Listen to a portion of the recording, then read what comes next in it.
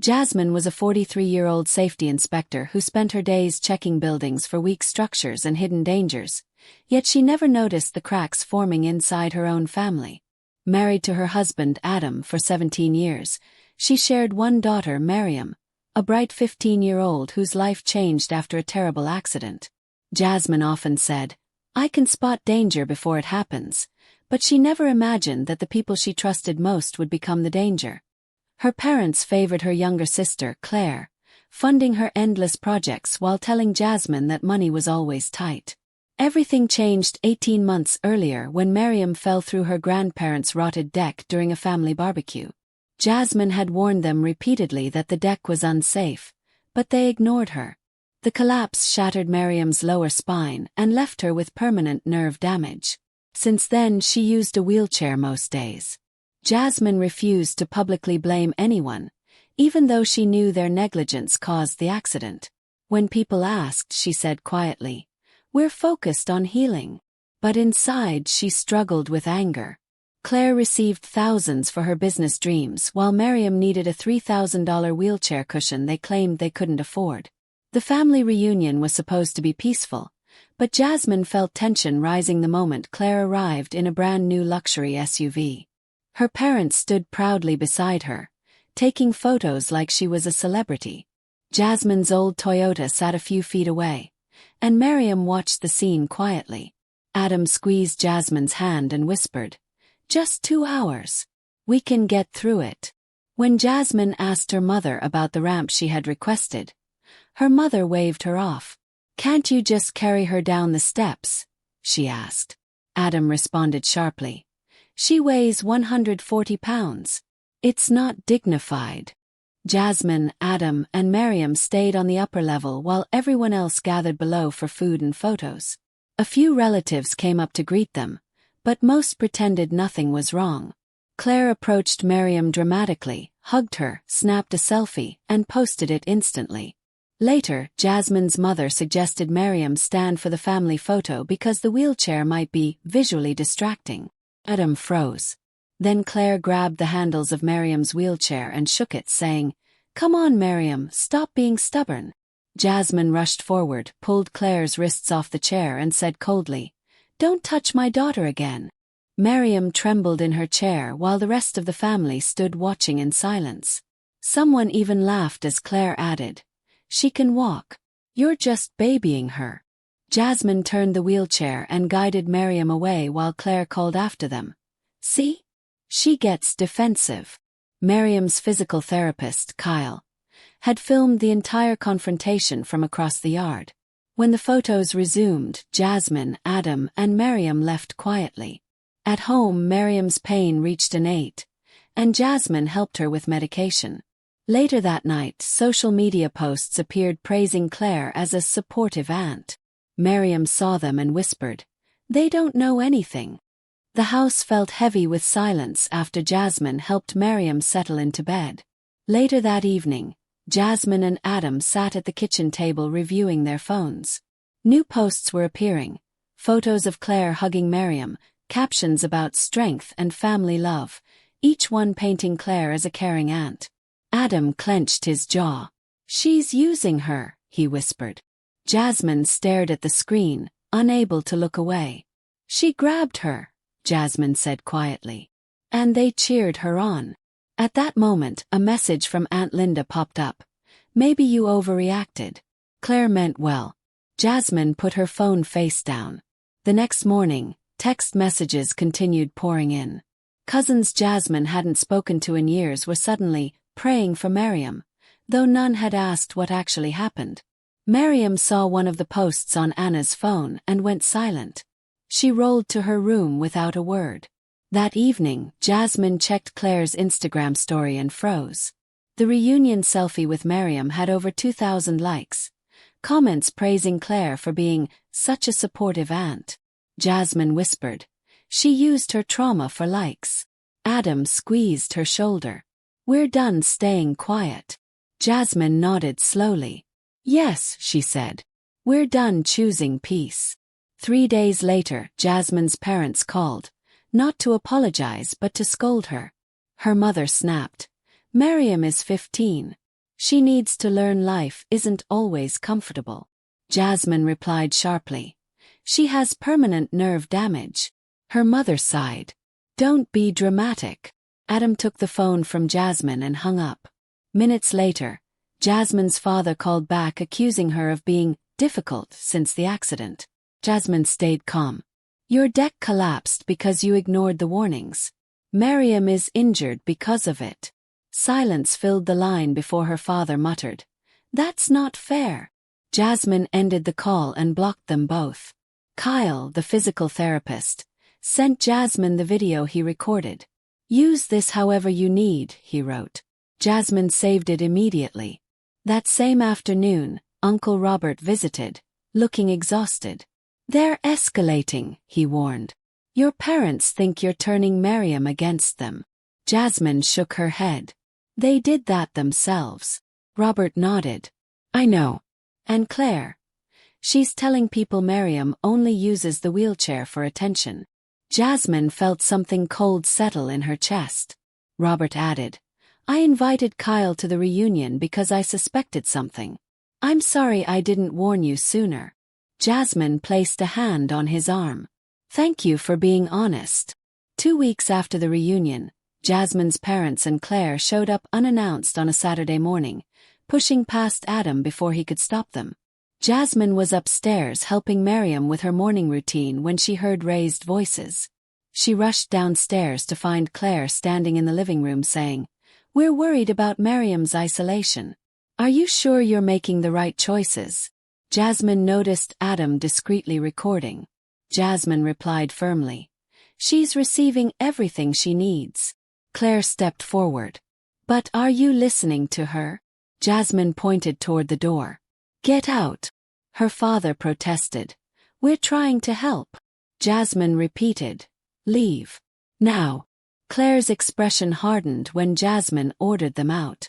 You're making a mistake, she said sharply. People are watching. Jasmine pulled out her phone. You have 30 seconds before I call the police. That finally made them move. As they stepped outside, Jasmine's mother murmured, We're not giving up on her. As if Miriam belonged to them. Adam shut the door and locked it. Jasmine leaned against the wall, breathing hard. Adam replayed the recording and said quietly, This will help. Jasmine nodded. They crossed a line today. Upstairs, Miriam had heard everything. When Jasmine returned to her room, she whispered, Are they gone? On Monday morning, Jasmine contacted a disability rights attorney named Maya. After hearing the story, Maya asked, Does your daughter attend public school? Jasmine answered yes. Then remove your parents and your sister as emergency contacts immediately, Maya instructed. People like this push boundaries. Paperwork protects you.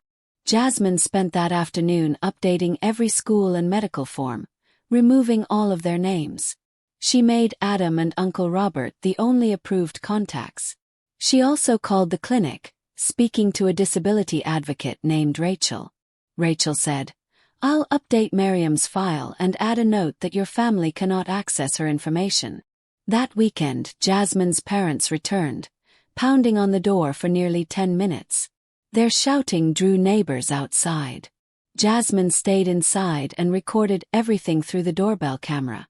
Her father yelled, We're not leaving until you talk to us. Jasmine calmly replied, Leave my property or I'm calling the police. When they refused, she made the call. 2 officers arrived shortly after. One officer said, This is a civil matter. But after Jasmine showed them the footage, he turned to her parents. If you don't leave, you'll be cited for trespassing. Her mother started crying, but the officers escorted them away. That evening, an officer handed Jasmine his card.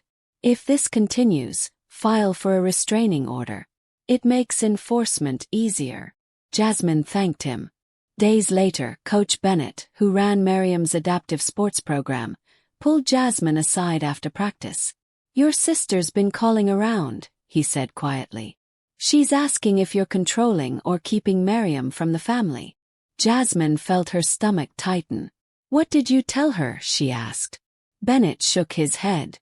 I don't discuss students with anyone. But I thought you should know she's building a narrative. Jasmine sighed. Thank you. Please document any contact attempts. That night, Miriam sat quietly on her bed, staring at her hands. Why is Aunt Claire telling people you won't let me see Grandma and Grandpa? She asked softly. Jasmine sat beside her. Because the truth doesn't make her look good, she answered. Miriam swallowed. People keep asking me at school, but nobody asks what I want. Jasmine asked gently. Do you want to see them? Miriam stayed silent for a long moment before whispering. Not like this. Not when they act like I'm some sad story. Jasmine nodded. You decide who gets access to you. Not me. Not Adam. You. 2 days later, Jasmine received a 3-page letter from her parents. The final paragraph threatened legal action under grandparents' rights. Jasmine forwarded it to attorney Maya, who called within an hour. They can file a petition, Maya explained, but they must prove visitation is in your daughter's best interest, and your documentation says otherwise. Jasmine felt both relief and exhaustion. What do we do next? She asked. Maya answered, keep documenting. I'll send a cease and desist letter. If they contact Miriam's school or medical providers again, we escalate. Jasmine hung up and whispered to Adam, they're not stopping. The cease and desist letter went out the next morning. Within minutes, Jasmine's phone buzzed. Her mother's voicemail was sharp and trembling. How dare you? We're her grandparents. You're sick for doing this. Jasmine saved the message. That evening, Uncle Robert called with new information. Your parents took a home equity loan, he said quietly. $95,000. All for Claire's latest business idea. Jasmine froze. They told us they couldn't afford Miriam's medical cushion, she whispered. Robert sighed. They're drowning financially. That's why they're pushing so hard. Jasmine felt anger rise again, not hot but cold and controlled. Miriam reached her breaking point one Wednesday in early October. When Jasmine came home from work, Adam met her at the door. Something happened at school, he said. Claire showed up during lunch. Jasmine's eyes widened. How did she get in? Adam answered. New substitute at the front desk. She said she was family, and they buzzed her in. Miriam later explained what happened.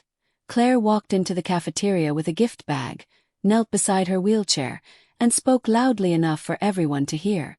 Miriam, sweetheart, I've missed you, she said, performing for every phone already pointed their way. Miriam's stomach dropped as students recorded the entire scene. Claire pulled out expensive chocolate and placed it in Miriam's lap. I want everyone here to know I'm here for you, she announced. Miriam whispered, please leave. Claire's face shifted into wounded innocence. I'm not giving up on you, she said loudly. Students murmured.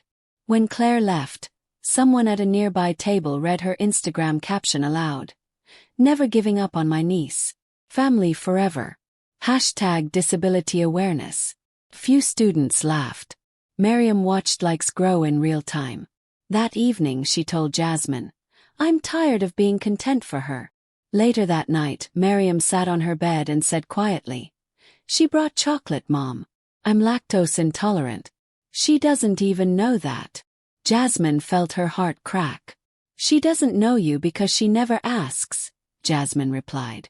Miriam wiped her eyes. Everyone thinks she's amazing because of those posts. They don't know she grabbed my wheelchair. Jasmine held her hand. You are not the problem. She just cares about attention. Miriam whispered. I just want to be normal. Jasmine squeezed her hand gently. You are normal. They're the ones who can't treat you like a real person. The next morning, Jasmine sat in her car outside the school for nearly 5 minutes before calling the principal. We need to talk about what happened yesterday, she said firmly. The principal sighed. I've already spoken with the front desk staff. Jasmine replied. That's not enough. Claire lied to gain access. She approached my daughter without permission and took photos for social media. Silence followed. I need Claire officially banned from campus, Jasmine continued. In writing. The principal hesitated. That seems harsh. Jasmine answered sharply. Your staff let someone harass my daughter. If she's not safe here, I'll remove her. 2 days passed before the school called back. Jasmine paced the kitchen as the principal said, We're formally restricting Claire from campus. Any future attempt will involve police. Jasmine asked. And the staff member who allowed her in? The principal replied. They've been counseled. Jasmine felt irritation rise. Counseled is not trained, she said. I expect better. After the call, she updated Miriam's medical clinic as well. Rachel, the disability advocate, said, We've received 2 calls this week from someone pretending to be your sister. We've documented all attempts. Jasmine thanked her. Please continue documenting everything, she said quietly. 3 weeks later, attorney Maya called. They've filed the petition, she said. Grandparents' visitation. Court date is early December. Jasmine sat down slowly. Can they win? She asked. Unlikely, Maya said. But they're alleging you're using Miriam's disability to isolate her. Jasmine clenched her fists. It's all lies. Maya answered, I know. That's why we need every document. The school reports, the videos, the medical notes. That night, Jasmine and Adam turned their dining table into a command center. Maya had told them, build the timeline. Jasmine labeled folders. School, medical, trespassing, social media, reunion video. Miriam walked into the dining room and froze when she saw the files, the printed screenshots, the dates. Am I the reason you have to do all this? She asked quietly. Jasmine turned to her. No, she said. They're the reason. Miriam nodded slowly and left the room. Jasmine closed one folder, placed it inside a binder and whispered, We're not letting them hurt you again. Adam slid his hand over hers. We're ready for court, he said. Jasmine exhaled deeply. We have to be.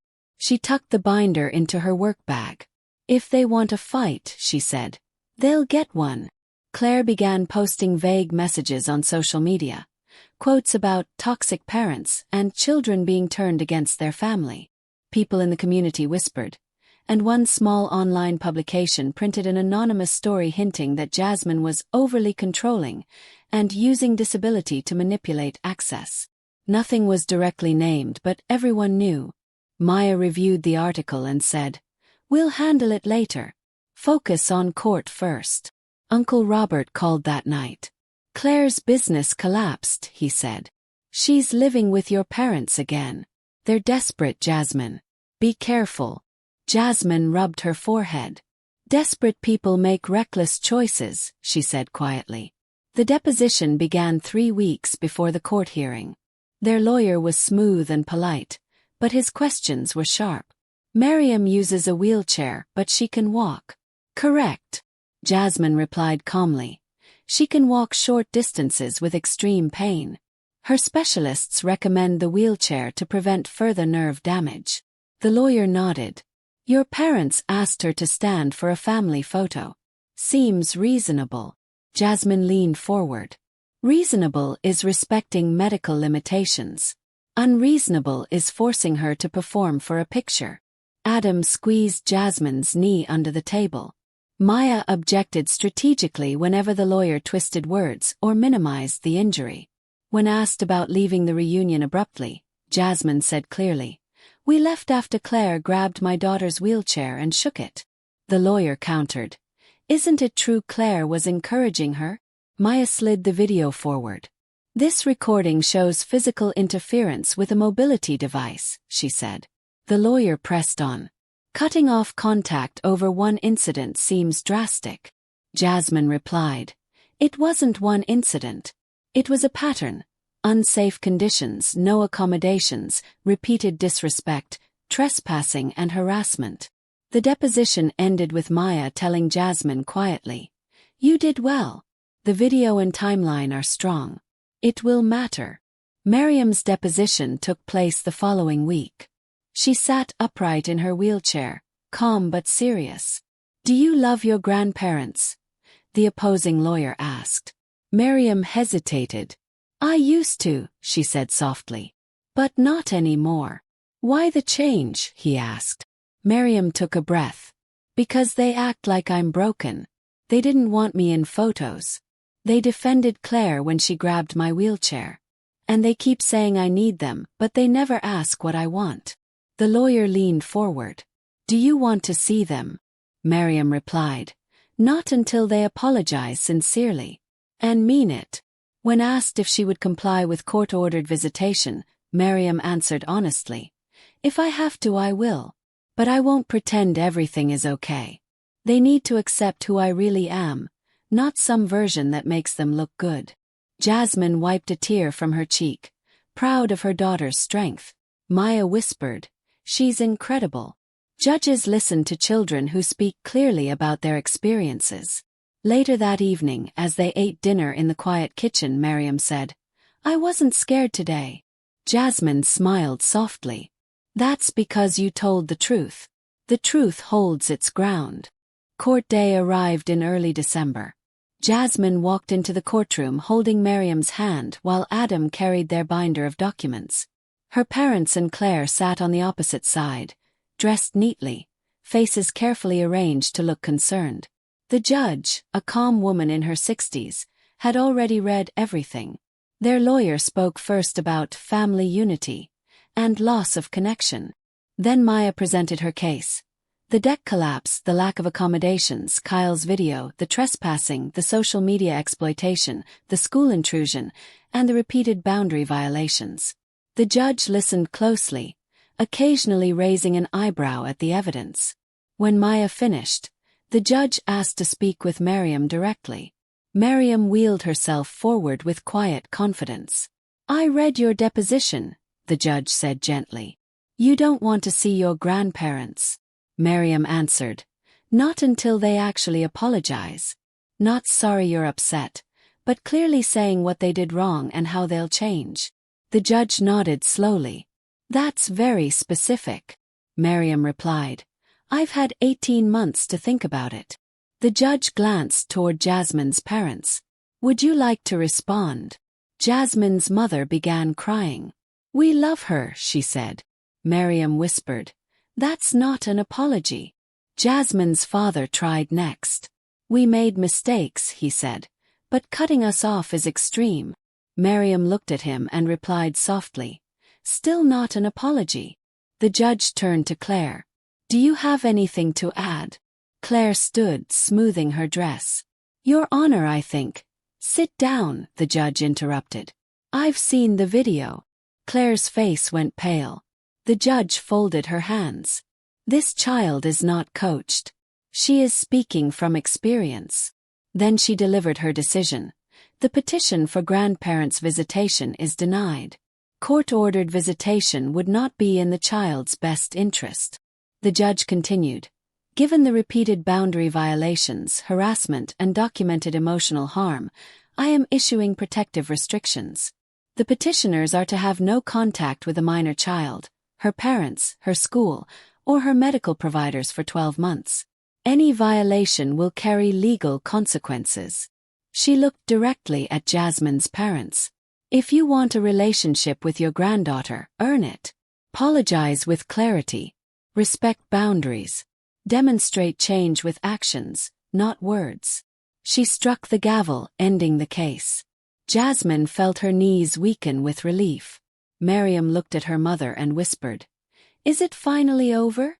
For a while, yes. The months following the court ruling were peaceful. No calls. No surprise visits. No online posts. Miriam turned 16, started driving lessons using hand controls, and joined the robotics team. Her confidence grew in ways Jasmine had prayed for. Uncle Robert occasionally updated them, saying Jasmine's parents were trying to sell their house, struggling with debt from Claire's failed business. By January, Claire had moved back in with them permanently. Jasmine stayed focused on her daughter's healing, repeating the same quiet promise each night. Your peace comes first. Always.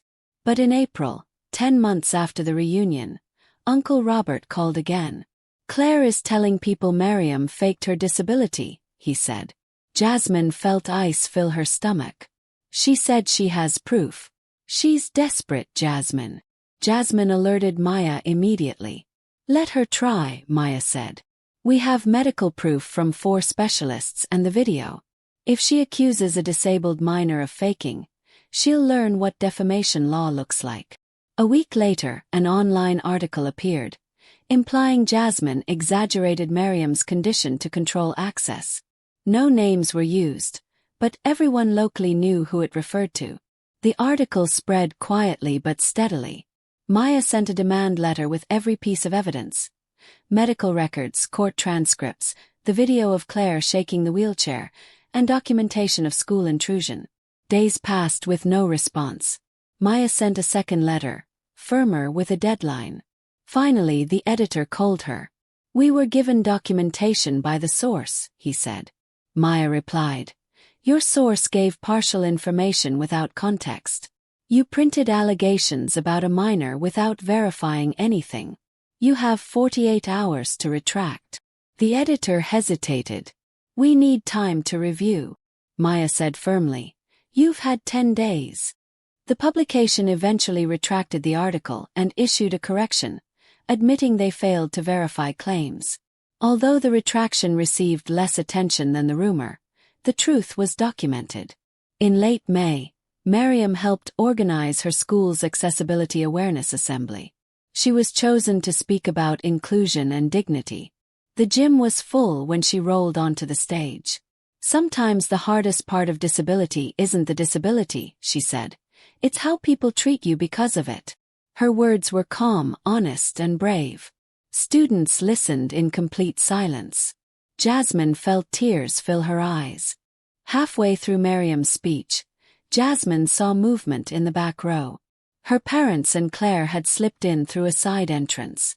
Jasmine's heart pounded, but she stayed still so Miriam wouldn't notice. After Miriam finished, applause filled the gym. That's when Claire walked straight toward her. Miriam, honey, that was beautiful, she said loudly, reaching for her. Miriam backed her wheelchair away. Don't, she said. The principal appeared with security. Ma'am, you're violating a campus restriction. Claire protested. I'm her aunt. Security replied. You're on the restricted list.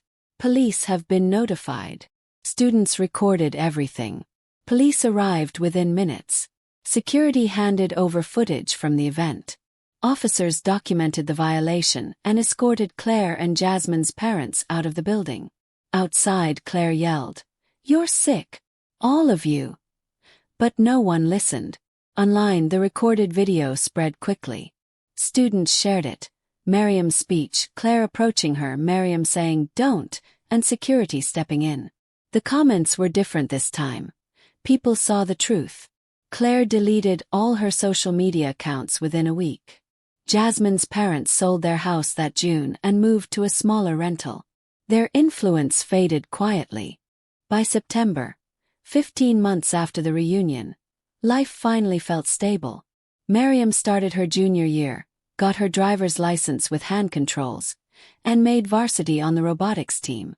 One peaceful evening, Jasmine, Adam, and Miriam sat on their porch as warm air drifted through the yard. I narrowed down my college list, Miriam said proudly. All schools with good accessibility. Jasmine smiled. I'm proud of you. Miriam looked at her parents. I don't feel like a burden here. I feel like me. Jasmine touched her daughter's hand gently. You were never a burden, she said. You were worth fighting for.